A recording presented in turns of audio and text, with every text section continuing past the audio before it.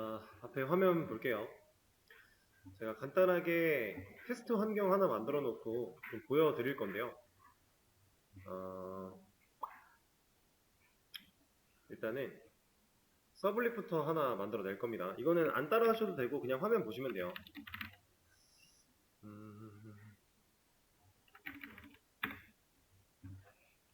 이름은 테스트 서블릿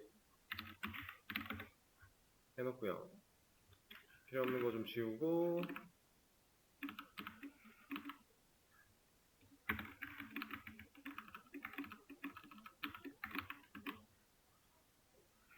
이것까지 좀 보여드릴까요? 자, 그리고 나서 실제로 기능 동작하는 걸 보여드리는 거는 그냥 메인에서 진행을 하겠습니다.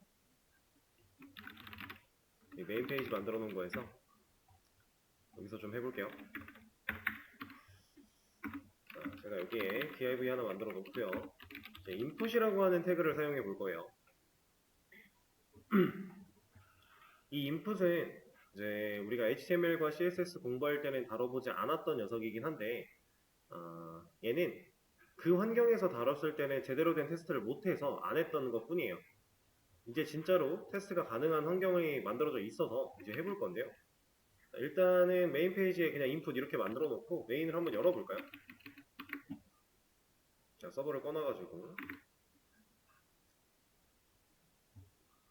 자, input이라고 하는 태그를 만들어 냈더니 그거에 대한 화면에 그려진 게 이거예요.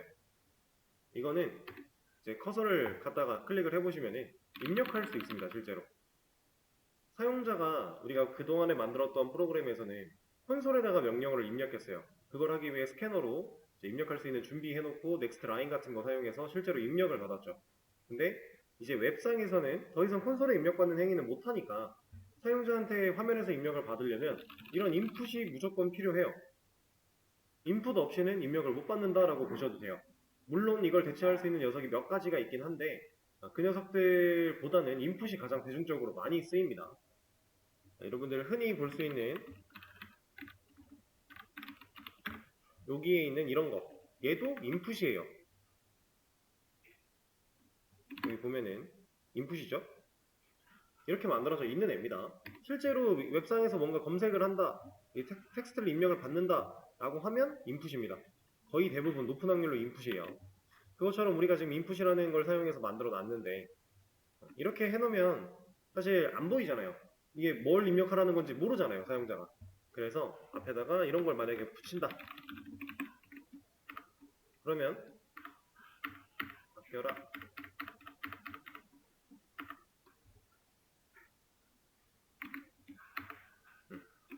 이제 조금은 티가 좀 나겠죠? 여기에 디자인까지 완벽하게 입혀낸다면은 좀 더 확실하게 티를 낼 수 있을 거고요. 간단하게 보여주는 방식으로는 이렇게 할 수 있습니다. 자, 그러면 이제 여기는 뭐 입력해야 돼요?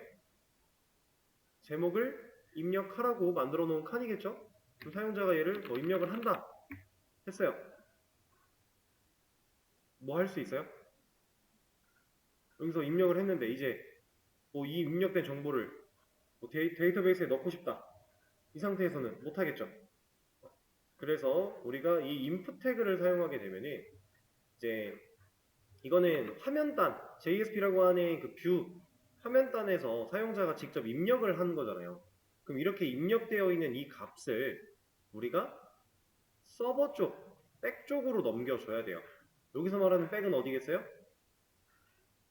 지금 우리가 사용자의 요청을 받아서 JSP한테 이를 넘길지, DB를 통신할지 이런 거 하고 있는 거, 서블릿이죠.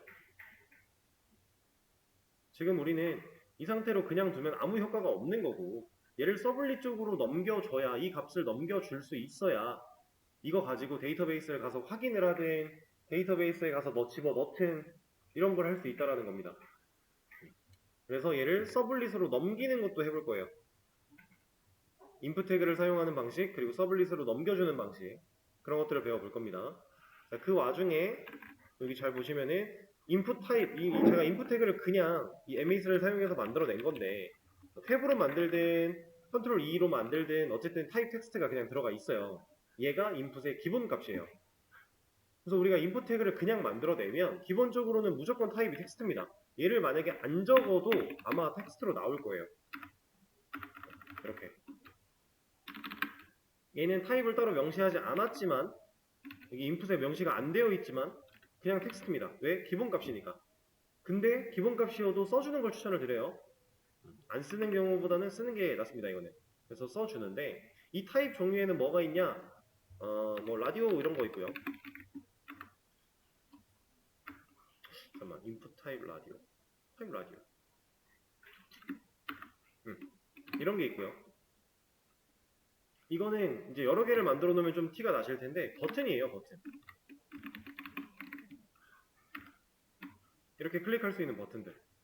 이걸 말하는 겁니다. 그리고 인풋 타입에는 또 이런 것도 있어요. 체크 박스. 이제 우리가 흔히 웹상에서 마주칠 법한 녀석들을 보여드리고 있는 거예요. 이런 거. 볼 수 있죠? 그리고 이것들 말고도 되게 뭐가 되게 많은데 간단하게 이 정도만 일단 보여드리고요. 그리고 이런 요 인풋에서 사용할 수 있는 타입에 뭐가 있어 라고 하는 것들은 이제 궁금하시면 검색을 좀 해봐도 좋겠죠? 이런 거 하나만 더 보여드릴까요? 패스워드, 인풋 타입 패스워드. 이러면 텍스트를 입력하라고 나오긴 나왔는데 입력했을 때 이런 식으로 입력이 돼요. 웹상에서 나오는 이 입력값을 가려주는 행위, 이거 패스워드입니다.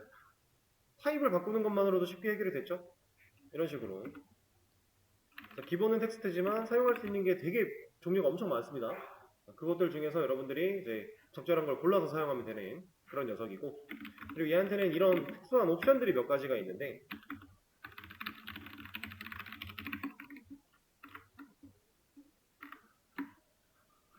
대략 왜 이렇게 적용이 빨리빨리 안 되는지 모르겠네요.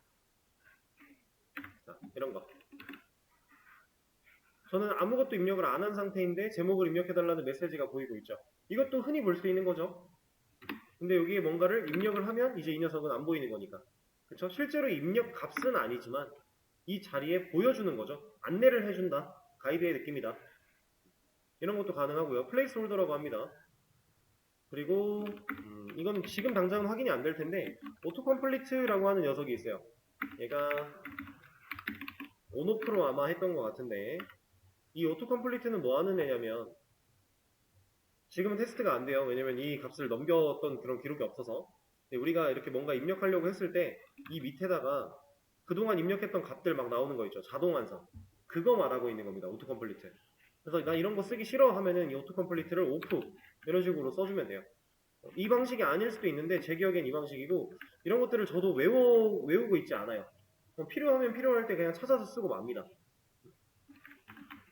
뭐 자주 쓰는 것들이 그냥 머릿속에 남아있어서 그냥 기억이 되는 거는 기억하시면 되는 거지만 일부러 외울 필요까지는 없다. 그런 느낌이고요. 기본적으로 주로 사용하는 건 이런 거. 그리고 더 다양한 것들이 있어요. 우리 아까 라디오 버튼이라든가 아니면은 체크박스 같은 녀석들, 이런 버튼을 사용했을 때는 버튼이 아니더라도 이런 것도 있습니다. required라고 해서 이런 옵션도 있어요. 얘는 입력하지 않고 다음 뭔가 전송이라던가 뭔가를 시행하려고 할 때 그때 이거 필수다, 못 넘어간다 라고 하는 알림창을 보여줘요. 근데 얘가 보여주는 알림창이 그렇게 썩 이쁘지가 않아서 우리가 실제로 나중에 필수 정보 처리할 때는 얘를 쓰진 않겠지만 이렇게 자체적으로도 막아주는 방법이 있다. 이런 거. 나머지는 인풋 태그 좀 검색해서 찾아보시면은 되게 다양한 것들이 많으니까 한 번쯤 검색해서 보시면 좋을 것 같고요. 자, 그리고 제가 방금 전에 이 required 설명을 드릴 때 자연스럽게 전송이라는 단어를 사용을 했는데 이제 전송하는 것도 알아볼 거예요. 우리가 이렇게 쓰기만 해서는 사용자가 여기다 입력을 하기만 해서는 아무런 효과가 없어요. 이 녀석을 서블릿 쪽으로 넘겨주는 그런 방식이 필요하다. 혹은 서블릿이 아니더라도 결국에는 스크립트라도 알아야 돼요. 스크립트라도 이 녀석을 알아야 이거 가지고 뭔가 후처리가 가능해요. 태그상으로 이렇게 입력만 받는 건 의미가 없어요. 그래서 얘를 전송하기 위해 어딘가로 보내버리기 위해서 우리가 써야 되는 태그가 하나 있어요. 그게 폼입니다. 폼이라고 하는 태그가 있어요. 자, 제가 지금은 input 태그가 직접 사용되어 있는 이 input만 감싼 게 아니라 div까지 같이 감쌌는데 사실 이건 아무런 상관이 없습니다. 이렇게 하셔도 무방해요. 대신에 이렇게 하면 이제 게시물 리스트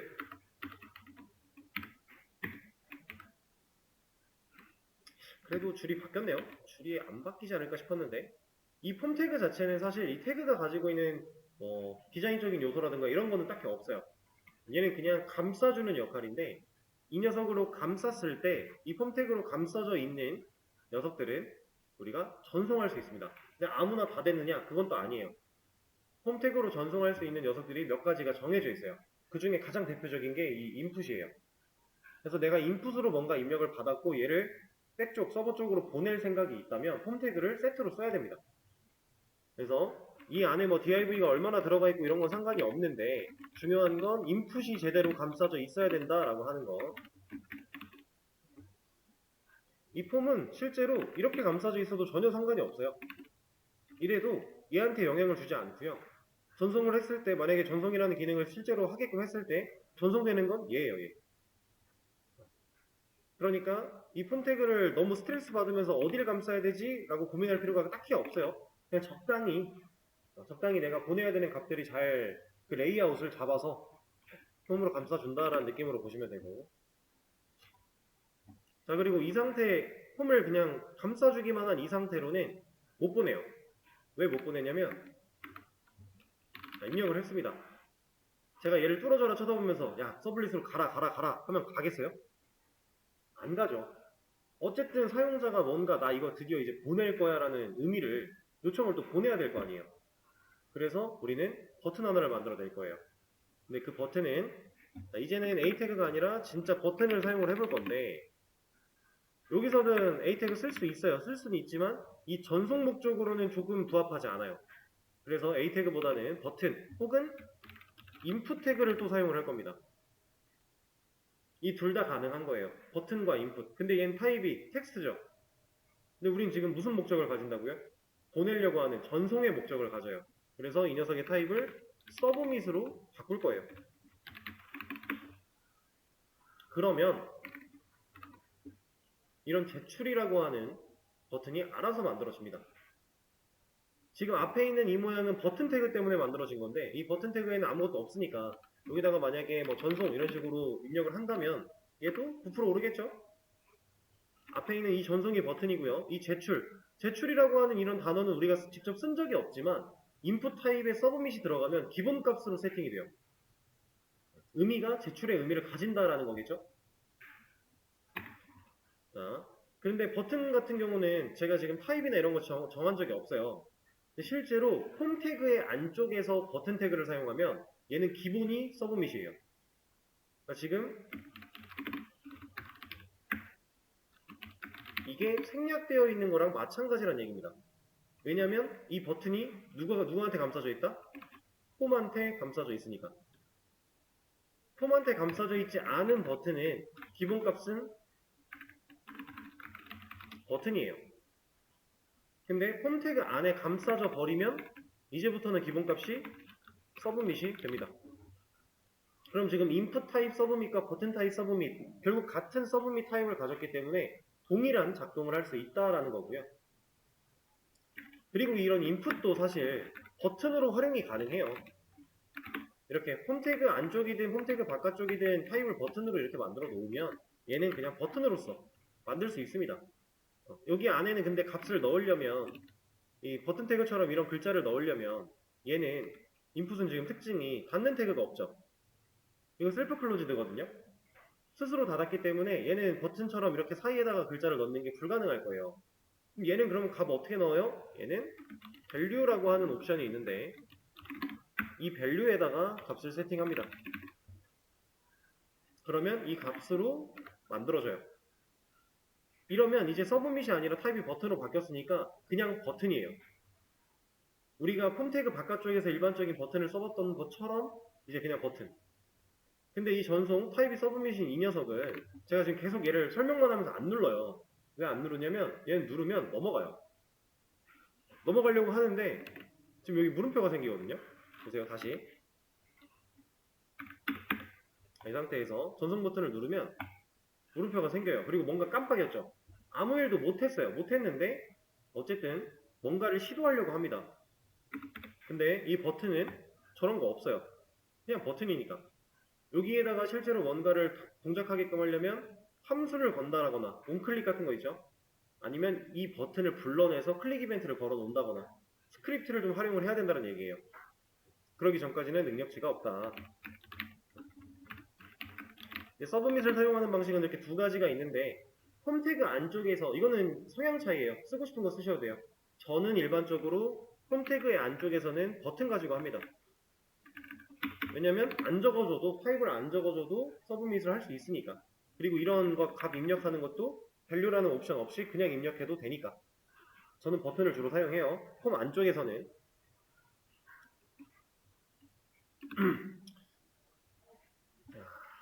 그럼 이제 이 녀석이 실제로 뭔가 실행을 시도할 수 있게끔 만들어 줄 건데 아까 전에 제가 만들었던 테스트 서블릿 저쪽으로 보내버릴 거예요.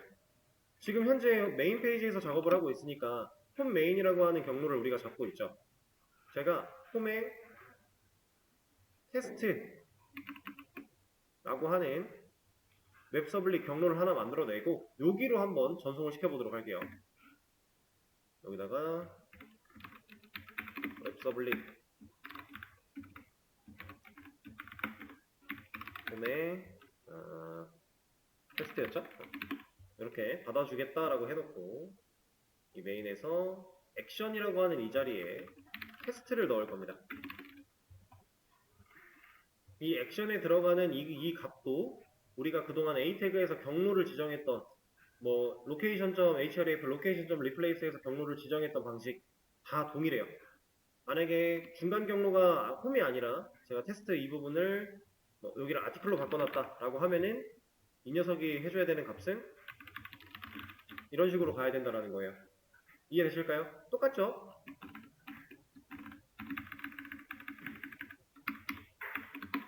네, 지금은 홈의 테스트로 만들어 놓은 상태니까 중간 올라갈 필요 없이 그 마지막 것만 바꿔내면 된다. 자, 이렇게 만들어 놓고 제가 이 버튼을 누르게 되면 얘는 가요. 갔죠? 요청으로 가요. 근데 여기서 이런 게 나온 이유는 서버드 엣이라고 하는 게 나온 이유는 이 테스트 서블릿에 제가 이거 안 건드렸거든요. 지금 컨텍스트 패스 제 거는 루트로 되어 있으니까 공백으로 나온 거고 이 서버드 엣은 이 문자열로 나온 거니까 여기다 만약에 전송 잘 되었니? 이런 거 하나 띄워 놓는다면 전송이 잘 되면은 눈으로 볼 수 있겠죠? 전송을 하면 이렇게 가요. 근데 이렇게 이제 한글을 입력했을 때 깨지는 거는 우리 세컨텐시 타입도 해야 되는 거고 자, 테스트가 가능하고요. 자, 근데 중요한 거는 우리가 그동안에 A 태그 눌러서 요청이 넘어갈 때는요. 보여드릴게요. 메인 같은 데서 게시물 리스트를 가면 요청 뒤에 물음표 생긴 적 한 번도 없거든요. 그죠? 요청 뒤에 물음표가 생긴 적이 없어요. 근데 이 녀석은 물음표가 생겨요. 왜 생길까요? 이거 아무런 의미가 없을까요? 이거 의미가 있는 거예요. 왜? 우리는 이 폼을 사용해서 뭘 하려고 한다고요, 지금? 이 폼을 사용해서 하고자 했던 거. 인풋에 있는 값을 전송시키는 거예요. 서블릿으로. 서블릿한테 인풋이 갖고 있는 값을 나 이거 보내줄게 잘 받아라잉 하고 보내려고 하는 거예요. 그러면 물음표가 생기는 이유는 뭐겠어요? 보내는 값이 파라미터로 세팅이 되겠구나 라는 얘기입니다. 우리가 지금 값을 제대로 넣지도 않았고 이 값을 설령 넣었더라도 제대로 못 가요. 아직은. 우리가 중요한 무언가를 아직 안 썼거든요. 그래서 이걸 다 써주면 진짜로 파라미터에 세팅이 돼서 넘어갑니다. 제가 그걸 또 보여드릴 거예요. 자, 인풋에 제가 이제 name이라고 하는 옵션 하나를 적을 건데 name이라고 하는 이 녀석을 현재 이 인풋은 제목이라는 값을 사용하기 위해서 만들어 놨으니까 name에다가 타이틀을 한번 넣어 볼게요. 자, 그리고 나서 여기다가 뭐 제목 1, 타이틀 1, 뭐 이런 식으로 입력을 한 다음에 전송을 딱 누르면요. 어떻게 됐어요? 파라미터가 들어왔죠. 제목 1 타이틀이 제가 입력한 값은 여기로 들어왔고요. 이 앞에 있는 이 타이틀은 어디서 왔겠어요? 인풋에 네임이 온 겁니다.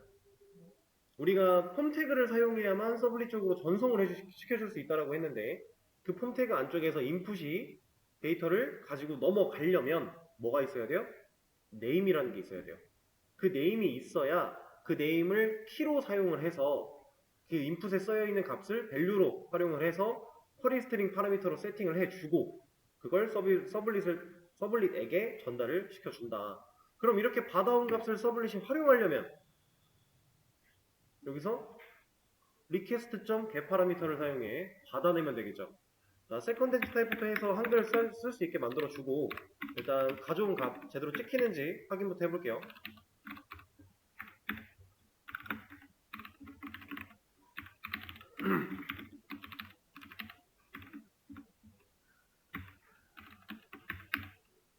자, 이거 하면 한글 안 깨질 거고요. 리퀘스트에 들어있는 get 파라미터를 사용해서 키는 뭘로 꺼내야 돼요? 네임과 일치하는 키로 꺼내야죠. 파라미터가 그렇게 세팅이 됐으니까. 그리고 이 겟라이터에다가 그 녀석을 한번 사용해 봅시다.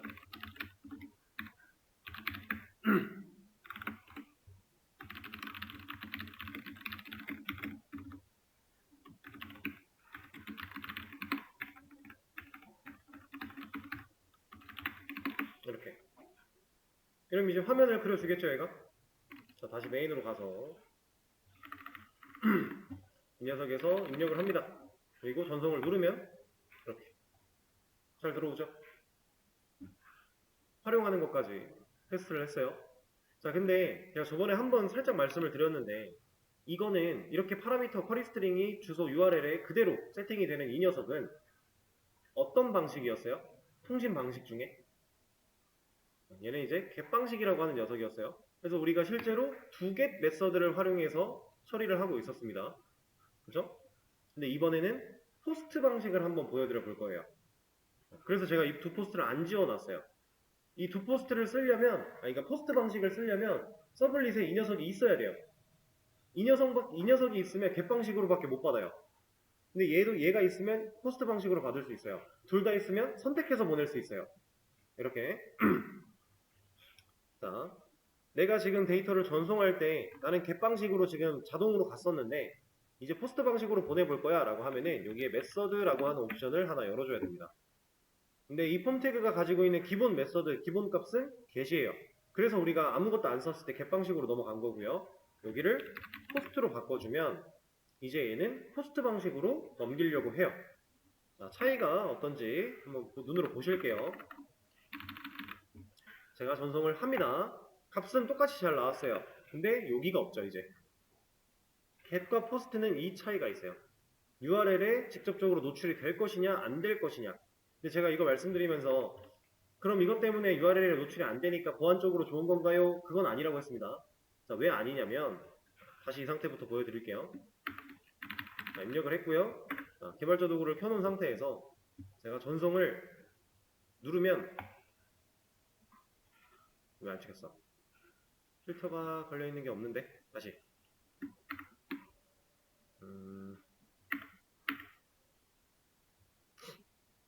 오린데? 왜 안 나오니? 네트워크에 왜 안 나오니? 이거 뭐야? CSS가 왜 들어가 있어? 다시 자, 이 상태에서 제가 이걸 전송을 누르면 여기에 우리가 보내려고 했던 두 액션에 걸려있는 그 요청이 나오거든요. 이 테스트를 눌러보면 여기 이제 URL에는 세팅이 안 되어 있고 여기도 이렇게 들어가 있지만 여기 눌러보면은 값이 여기 들어와 있어요. 개발자 도구에서 그냥 확인이 된다는 얘기예요. 실질적으로 보안적으로 유리한 점은 딱히 없어요. 그렇게 보안에 뭐 중요한 그런 기능을 담당하고 있지는 않습니다. 그냥 개발자 도구에서 값 볼 수 있는 거예요. 지금 제가 본 거는 네트워크라고 하는 곳이고요. 이 네트워크는 우리가 어떤 전송을 요청을 보내거나 응답이 돌아오거나 필요한 파일들이 로드가 됐거나 이런 것들이 이 기록에 다 남습니다. 그것 중에 우리가 지금 전송시킨 테스트라는 요청을 끌어와서 이 녀석이 가지고 있는 값을 본 거예요, 그냥. 개발자 도구로 다 확인이 가능해요. 그리고 이 get 방식이냐 포스트 방식이냐 이런 것들은 그럼 사실상 무슨 차이가 있나요? 좀 큰 차이가 있습니다, 얘네들은. 근데 이걸 이런 쪽으로 말씀을 드려도 사실 지금 당장은 크게 이해가 될 수가 없는 부분들이 많아서 조금 그렇긴 한데 그래도 한번 간단하게만 말씀을 드려볼까요? 이거 지금 당장 알아야 된다, 외워야 된다 이런 건 절대 아니니까 그냥 편한 마음으로 아 그렇구나 이렇게 한번 들어봐 주세요.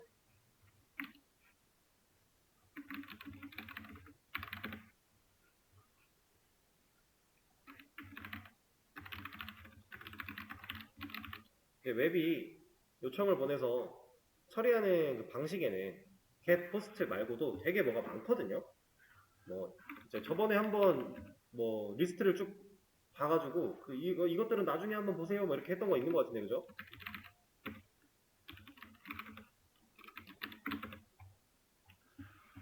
이거 말고도 options 라고 하는 거랑 connect 이런 것도 있고 trace 방식이 되게 많습니다.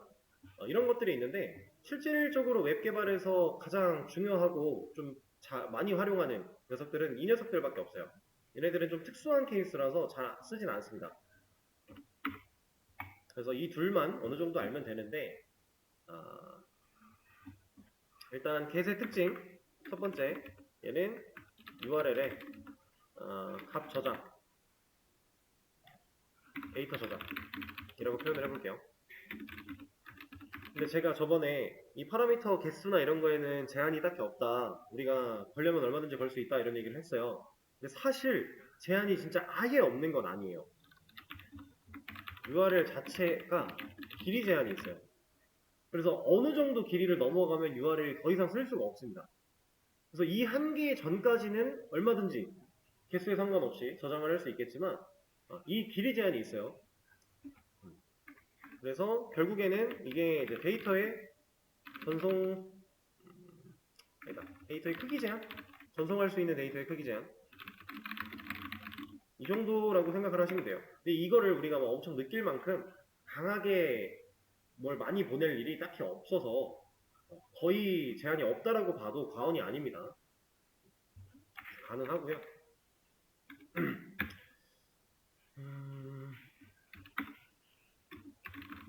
그리고 얘는 이제 캐싱이 가능하다라는 특징이 있어요.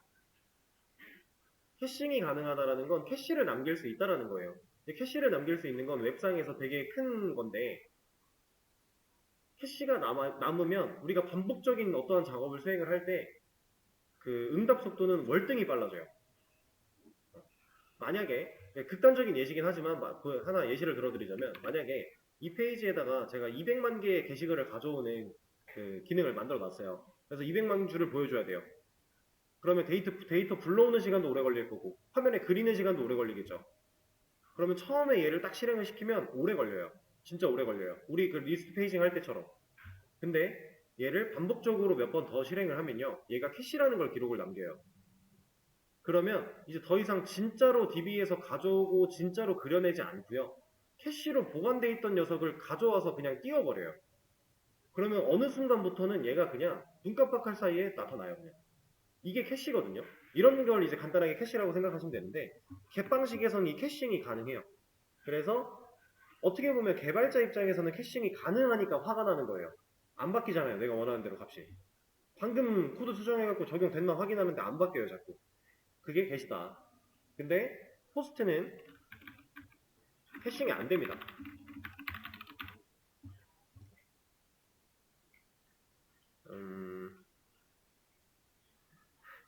포스트가 근데 캐싱이 안 되는데 무조건 안 되는 게 아니라 기본적으로 안 돼요. 그러니까 get은 그냥 기본적으로 가능한 거고 포스트는 기본적으로는 캐싱이 안 된다. 캐싱되지 않는다. 이런 거. 그리고 얘가 특징이 또 뭐가 있냐면 이제 안정성에 관련된 내용이 있는데 이거는 사실 여러분들이 지금 생각하기가 좀 애매해요. 뭐냐면은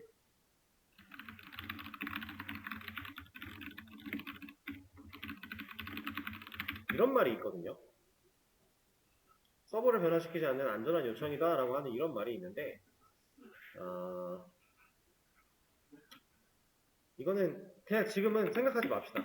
여러분들이 지금 당장 이거를 뭐 고민할 필요가 딱히 없을 것 같고 그냥 이 정도? 이 정도? 그래서 장점을 따져보자면은 얘는 간단한 요청 및 데이터 조회에 적합한 기능, 적합한 방식. 이제 get은 URL에 쭉 드러나는 거고 포스트는 드러나지 않으니까 파라미터 부분 말하는 거예요. 드러나지 않고 드러나니까 어떻게 보면 지저분해 보일 수도 있는데 실제로 우리가 사용하는 웹사이트들을 보면 get 방식을 대부분 다 써요. 구글 검색, 뭐 네이버 검색 혹은 어떤 국세청 사이트 들어가 봐도 파라미터 다 써져 있죠. 그거는 결국 get 방식을 쓴다는 얘기거든요. 이게 get 방식이 안 좋았다면 정말 문제가 있는 녀석이었다면 안 썼겠죠. 근데 기본적인 요청이랑 이런 데이터 조회에는 이 get 방식이 제일 좋아요, 효율이. 왜냐면 빠르거든요. 응답이 빨라요. 그리고 응답이 빠른 장점 중에 원인은 이 캐싱이 가능한 것도 한몫을 합니다. 그래서 이게 장점이고요. 단점으로는 여기 데이터 크기 제한 이런 것도 단점이라면 단점이고요. 그리고 어쨌든 URL에 노출이 되니까 너무 민감한 데이터라면 URL에 드러나는 게 좀 안 좋겠죠? 그런 게 좀 단점이다. 라는 얘기고요. 포스트 방식 같은 경우는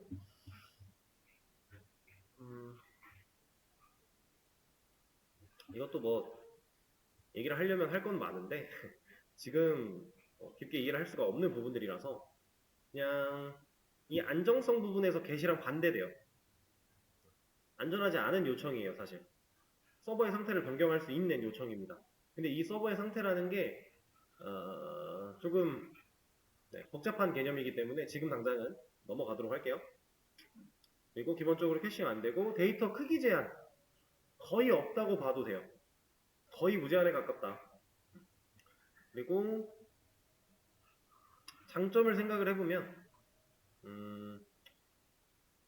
이제 URL에 직접적으로 나타나지 않으니까 조금은 민감할 수 있는 데이터들을 좀 안전하게 보낼 수 있다? 이런 느낌? 그리고 그 개발자 도구에서 까볼 수 있었던 그런 문제들은 또 해결할 수 있는 방법들이 있습니다. 그리고 데이터 크기 제한이 없으니까 대용량 데이터를 처리할 때 좀 좋을 것이다. 이런 부분들. 그래서 얘는 뭐 데이터를 생성하거나 수정하거나 삭제하거나 하는 그런 용도로서 요청을 보낼 때 좀 적합한 방식이에요. 그래서 지금 그냥 이거랑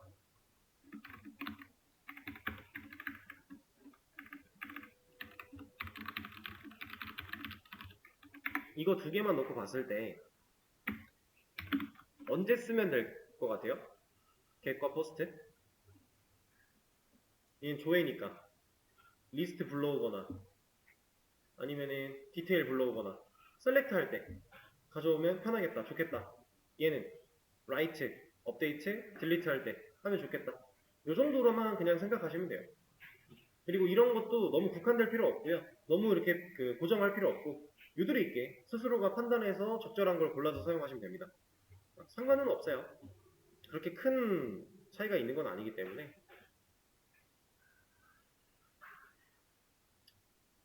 일단 이 정도로만 생각을 해보도록 하죠. 해서 포스트. 근데 대신에 이제 이 포스트 방식으로 통신을 하려면은 얘 없으면 에러입니다. 폼이 저 포스트 요청을 처리한다라고 만들어 놓으면은 이거 없으면 애초에 에러가 날 거기 때문에 얘는 꼭 있어야 되고 하려면. 근데 이 포스트 보면은 결국에 일은 두 개씩해요. 두 포스트가 하는 일은 두 개한테 일 넘기는 거 말고 없어요. 받아온 리퀘스트랑 리스폰스를 여기다 다시 넘기고 끝나요, 얘는. 그 요청을 딱 받을 때 방식만 다른 거지 결과적인 일 처리는 얘가 하는 거니까 그렇게 생각하시면 되고요. 자, 그러면 폼 알려드렸고, 액션, 메서드 알려드렸고, 인풋 말씀드렸고요. 전송에 대한 것도 말씀을 드렸죠? 그리고 이거 하나만 더 해볼까요? 당연히 인풋 태그도 CSS를 부여하면 너비나 높이나 이런 거 부여할 수 있습니다. 근데 이제 제목 말고 내용이라는 걸 해볼 건데, 이 인풋으로 내용을 만들어서 해본다라고 하면은 얘가 조금 줄바꿈 한 번만 할게요.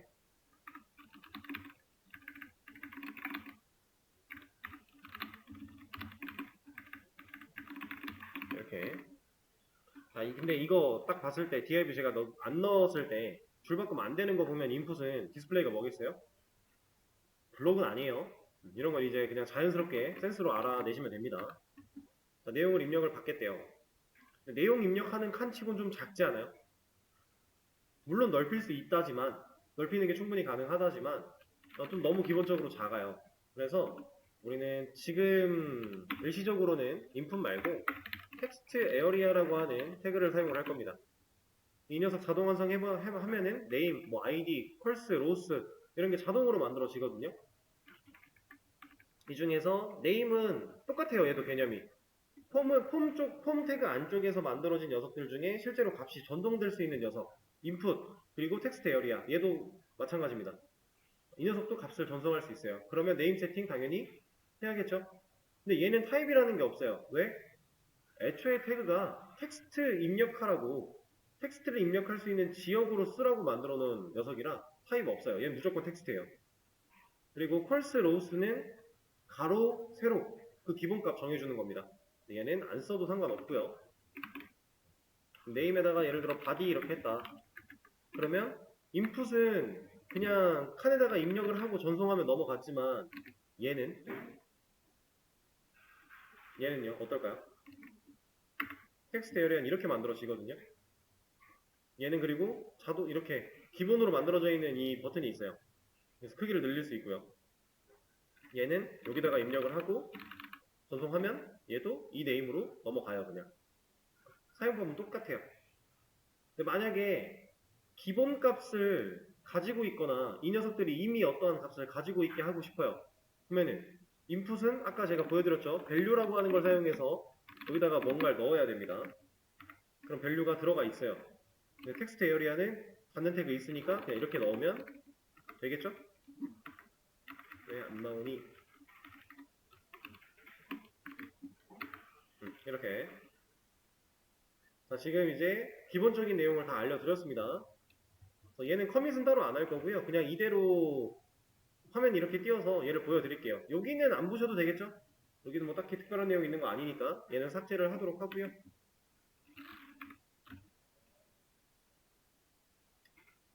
그러면은 이거 띄워놓고 화면에 보여드릴 테니까 여러분들 이제 새로운 기능 하나 만들어 볼 시간을 드릴 겁니다. 메모장으로 그냥 보여드려야겠네요.